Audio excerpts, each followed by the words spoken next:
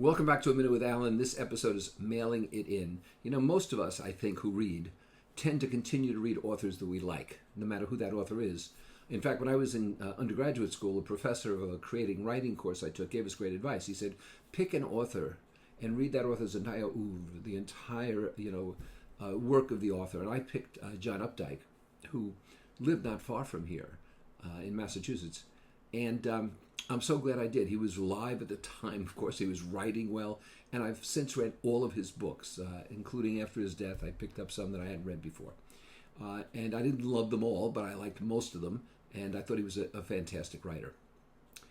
What's happening today, though, is once writers reach a certain level of accomplishment, they start to mail it in. And they live on the fact that they're popular.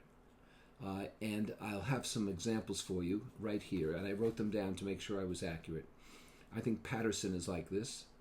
Ellen Hildebrand is like this. Baldacci is like this. Grisham is like this.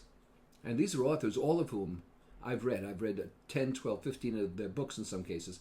But I've stopped because I don't think they're putting the same effort into it. I think they're living on their past, on their repute. Now, I need to show you the opposite. The opposite is Michael Connelly, who wrote the Bosch series, who's a fantastic, fantastic author. If you remember Patrick O'Brien, for those of you who read his stories about the British Navy, I even read the very last incomplete novel, which is based on his notes. Carl Hiaasen is like this. Tremendously funny writer. Everything he writes is splendid about the foibles of Florida. And so I don't think that we need to any more blindly just read authors because they put a book out.